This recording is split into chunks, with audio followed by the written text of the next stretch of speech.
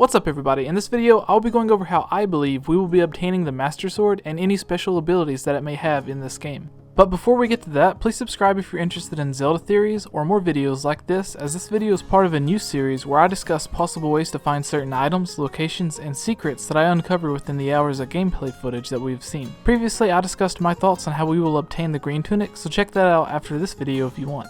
A link will be in the description, so remember to subscribe so you don't miss out on future videos. And with all of that out of the way, let's get started. One key element that was noticeably missing from the hours of gameplay footage we've seen is the Master Sword. We see Link wielding several different swords. The Traveler's Sword and the Soldier's Broadsword are just two of these. The Master Sword has only been shown off in the official logo, and for a few brief seconds at the end of the official trailer. And it looks like it's in a similar location as it was in A Link to the Past or Twilight Princess. The question here is, how do we actually obtain the Master Sword? And why is it so rusted and damaged? A popular theory suggests that the Master Sword is rusted due to the Great Flood, but this is unconfirmed. However, it doesn't take a genius to see that it appears to be in the worst condition that we have ever seen it.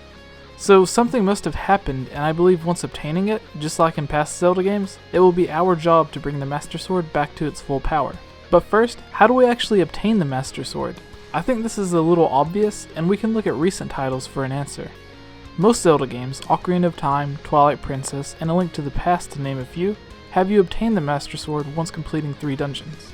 Before Breath of the Wild was revealed, it was rumored to contain 100 mini-dungeons and 4 main dungeons. Half of this rumor has turned out to be true, as the mini-dungeons are officially referred to as shrines, but we have no information on the number of main dungeons. So I have a few possible solutions on how we obtain the Master Sword, and they all follow the same outline as past Zelda games. The main quest will be for Link to find the Sacred Master Sword and restore its power. If we only have 4 dungeons as the rumor suggests, we will conquer 3 of them, and in doing so, learn of the sword's location or obtain items similar to the 3 spiritual stones from Ocarina of Time or the fused shadows in Twilight Princess. In this game, you will collect these special items from the main dungeons, similar to the runes you collect in the shrines, and you will use these to unlock the door to the Sacred Grove or wherever the Master Sword is located. However, the Master Sword is still in a weakened state, and we can see this from how it is rusted and damaged.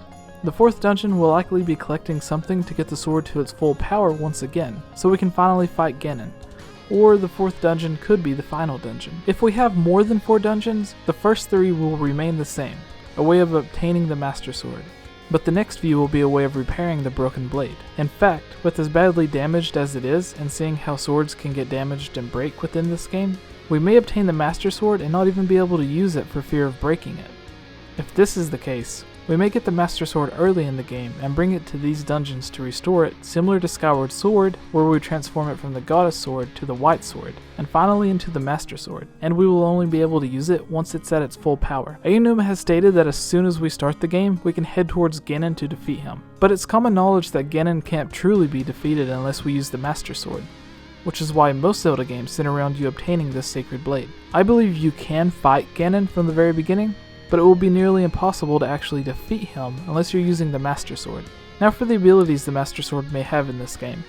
I think we will see one return from the original Zelda games in Skyward Sword, which is the sword beams. I think we will only be able to use them once the sword is fully powered, and we will be limited by a gauge that needs to refill, similar to Link's stamina or the magic from the Sheikah Slate, so don't expect a fury of beams like in Majora's Mask when you play as the fierce deity. Another ability I see the sword having is basically a one-hit kill for many weaker enemies.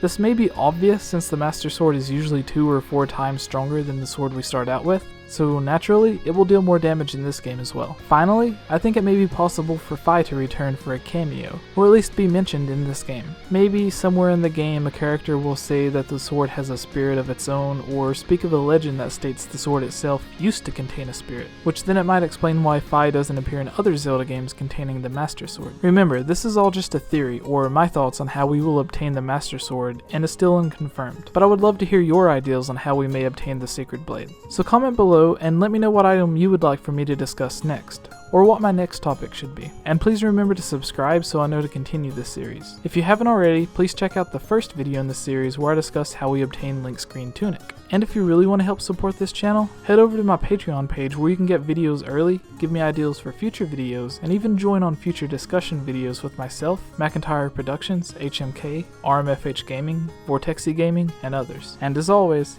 thank you for watching.